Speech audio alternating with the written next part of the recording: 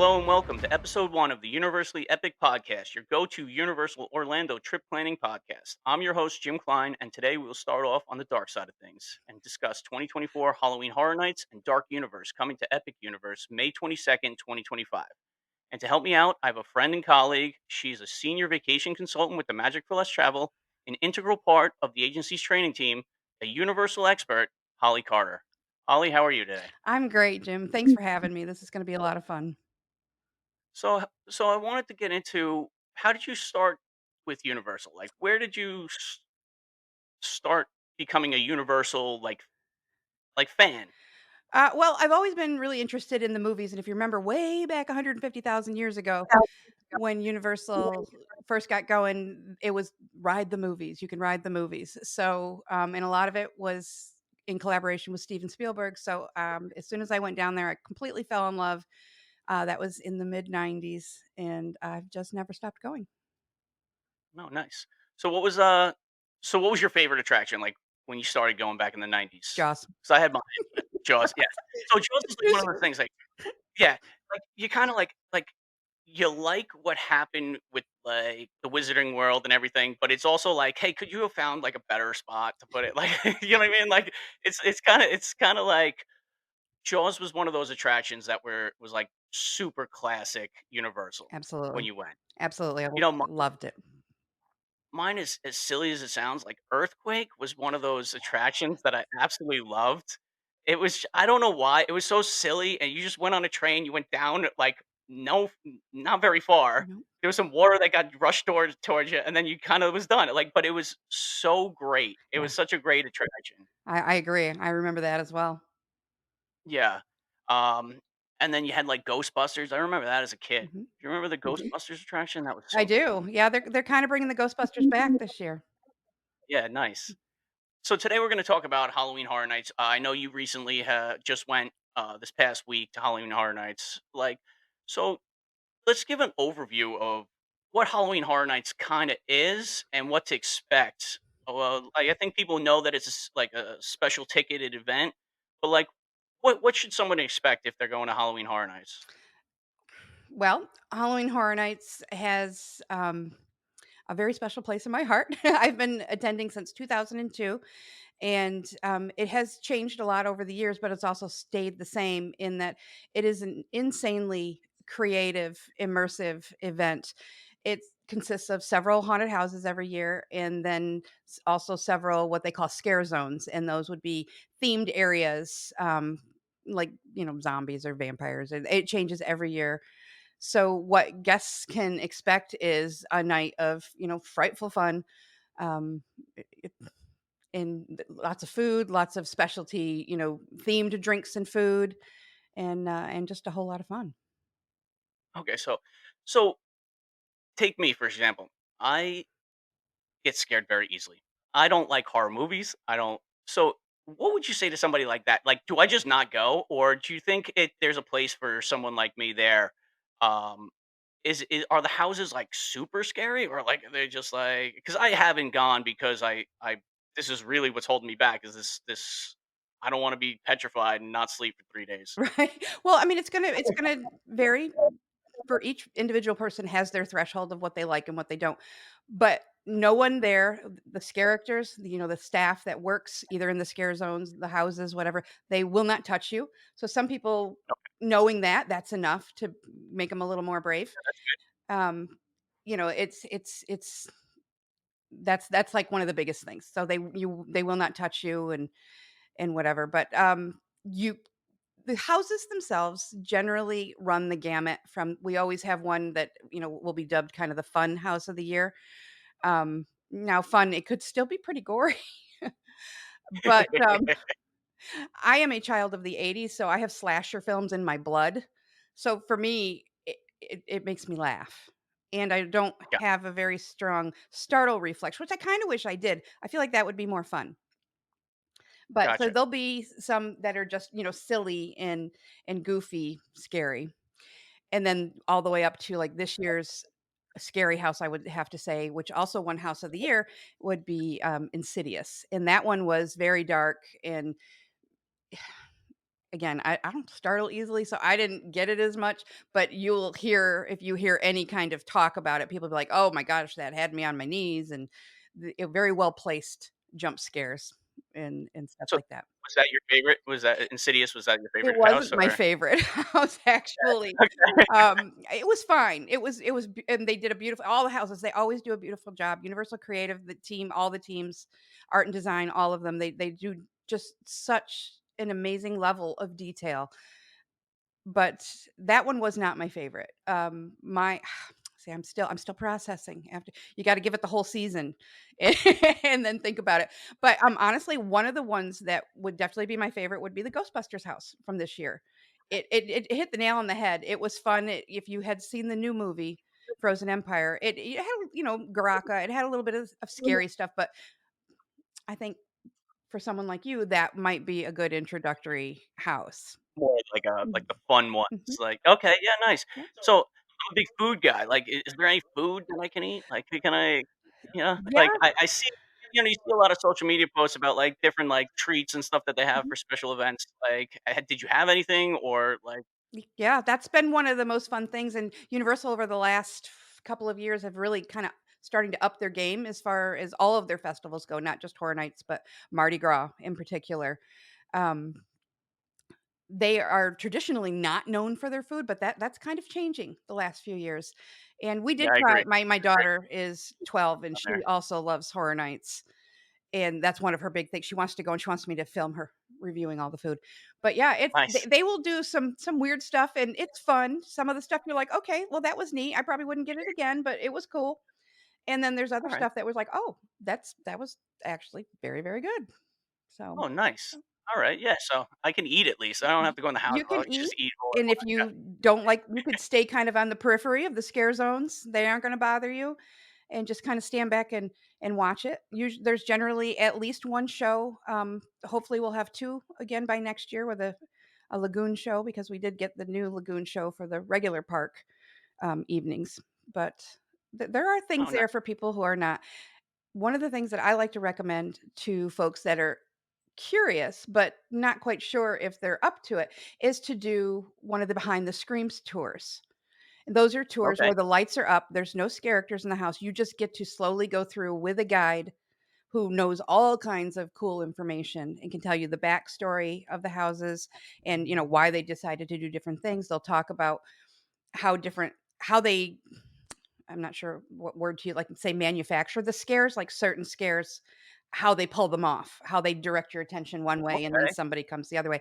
There's just so much that goes into it and seeing the amount of detail that these creatives put into these houses, it just that's where my real appreciation comes from it. I mean, I love it all around, but that is it will blow your mind.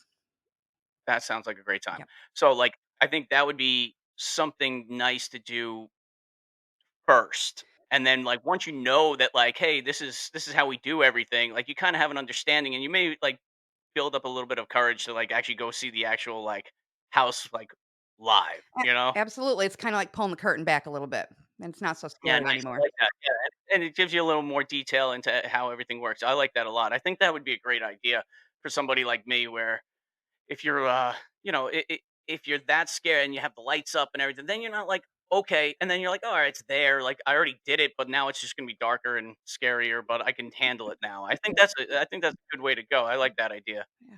It's actually Um good for your brain to be scared in a safe Oh, yeah? environment. Mhm. Alright, yeah, so, like, I have to learn that then because I get scared so ea so so obviously with, like, with Halloween Horror Nights and everything, it's, obviously it's become a huge, huge event every year, right? Yes. And more dates, more everything. So, like, we know that Epic Universe is opening next May, and a part of that park is an entire land dedicated to the dark universe is what it's called. Yeah. So it's dedicated to those monsters.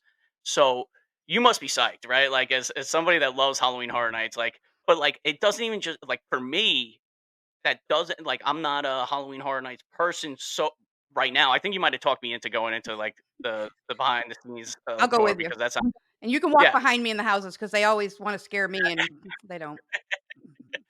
Um, But yeah, I think it looks amazing. Like the land, the videos that the universe has been doing a great job with, like the flyovers of Epic Universe, I think, and the flyover of Dark Universe looks amazing. Like like you go through that portal, these portals are amazing too. I love Yeah. the concept of them. Um, and when you're just going into new worlds everywhere, 5 different worlds, it's going to be amazing. But what are you looking forward to the most in Dark Universe? There's a few rides, some food, some drinks. It's gonna be a very, very interesting land. It's really hard to pick one thing, but the first thing that comes to mind is, I'm looking forward to being able to smell the fog all year round, and all my other Horror Nights nerds, they'll get that. The smell of the fog is just the best. I'm just of course, Monsters Unchained, the Frankenstein experiment is going to be it's I think it's gonna blow everyone's minds. I don't even have the right words to, Yeah, talk they just about it. released the animatronics for that, and they look amazing, There's right? gonna Like, it just a looks so n lifelike. It's a amazing. 9-foot tall, 800 Un pound walking Frankenstein. Uh, It's that's not part of the ride, that's outside of it, but that's the 15th animatronic in that, area.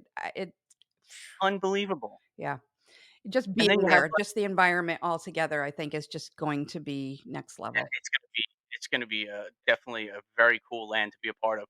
Then you have, like, the roller coaster there. So, the Curse of the Werewolf, right? Mhm.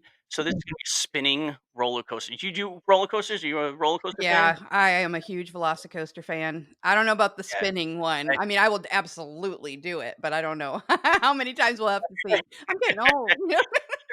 No, I wonder how much it is gonna spin. Like, is it gonna be more like is it gonna really toss you around, or is it just gonna be, like, with the curves, or, like, I don't know, like, you see them testing it, it doesn't Yeah. look that bad, I don't think the right? spinning part is gonna be like, I don't think it's gonna whip you around as much as it's going to turn you and face you where it wants you to be looking. Gotcha, So, okay. I don't know. Understand, We yeah. that remains to be seen, I guess. Yeah, that looks like a fun attraction. Yeah. And then you have you have the monster makeup experience, right? Mhm. Like, so that's gonna be a part of that as well. Now that's similar to right, in Universal Studios. Did they not have something like that already? They Or did a test with it last spring okay, for a certain amount of time. They were doing it to see how got people, responded, and it did well, so they decided well, to yeah, mhm, those pictures look amazing too. Like, I guess you'll be able to go in there and get all dolled up like a mummy or a vampire or whatever you wanna be. mhm, Frankenstein walking around those it's gonna be funny yeah. walking around the park and seeing these people all dressed up like that, right? It does crack me up because now that more information and they're interviewing some of the creatives in the process, they're talking about how it's family friendly. They wanna make sure everyone knows it's very family friendly, and then they turn around and say, "But these animatronics are scary." So, I don't know. I have a He's 13-year-old throwing out son things who to does see it, not but do horror nights, and I think that he's going to be a little shy about going in there. So, I don't know, we'll see, but I could live there. So, yeah. And, like, in terms of food and stuff, like, they really haven't released any menus, so we can't really talk too much about it. However, there is this place called the Burning Blade Tavern. Now, I truly hope that those like extensions on the windmill are truly on fire. Like, that thing has to be on fire, right? Like, I don't want it to like look like it's on fire. Like, I want it to be on fire. it is Like, what do you It's going to be there's going to be actual fire, they have 2 different ways of doing it, one for the daytime and one for at night, so I can't even pretend to know anything about what the fuels they're using are. But, yeah, if you look at some of the schematics, you can see there's the area where the storage of those volatile substances. Oh my So, goodness, it looks it's amazing. Like, that looks it just it's so inviting. Like, for some reason, it's like, don't you want to just go in and have a drink and like, yeah, just blow it I on fire? it yeah. Yeah. This is obviously going to be your land, right? Like, is this going to be the one that you're going to run to when the park opens? I'm gonna cry the whole time I'm there. I should start a GoFundMe for when I get arrested for trying to live in the castle, yeah. That's funny. That's very funny. So I think this is great. I think, Halloween Horror Nights. I think you convinced me to go to Halloween Horror Nights and check it out one year. Maybe next year I'll shoot down and definitely do the behind the screens tour. I think Yeah, that's a great idea for someone like me, where like I'm not really into the horror, but it seems like I just want to be a part of it too because it looks like so much fun on social media. Everybody's like posting these things on social media and everything, and I'm like, I want to do that, like, yeah. but I'm so scared. Well, the Lights Up tour is a great place to start, and even if that Yeah. was the only thing you did, if you like the how things are made type stuff, you're gonna love it, and you'll keep coming Definitely. back. Yeah, that sounds great. And then, of course, Epic Universe, like Dark Universe, seems like it's going to be a home run. Like, Yeah, I don't see how this whole park seems like it's going to be just amazing. yeah, And, we're going to get into, like, on the podcast, like future episodes, we're going to get into all the hotels and this and that are opening up alongside that. But, like, Dark Universe looks amazing. And I think it's like a perfect time to talk about it because it's right after Halloween. yeah. And, yeah, so I want to thank you. Um, I want you to just let everybody know where they can find you, how they can book a Universal trip with you. Oh, wait, I hang out the most on Instagram, and you can find me at Holly Ever After, and that's HOLLI, because my mother didn't want me to be able to have anything with my name on it when I was younger, and, that's the best place to find me. Okay, so follow Holly. Follow Universally Epic Podcast on TikTok, Instagram, YouTube.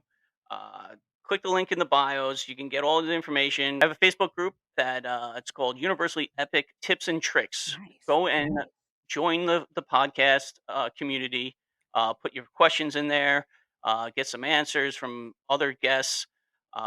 So, Holly, I want to thank you so much for episode one of the Universally Epic podcast. I think we had a good time, and I can't wait to get down there next year. I think I'm going to do that tour. I Great. really am. So, thank you Great. so much, Holly. I really do appreciate it. Oh, thank you, thank you, this has been great. Hello and welcome to episode one of the Universally Epic podcast, your go to Universal Orlando trip planning podcast. Man, I already messed up, That's alright. Holly. This is awful. Okay. Start again here. I'm not gonna stop it. Sorry. Okay, ready?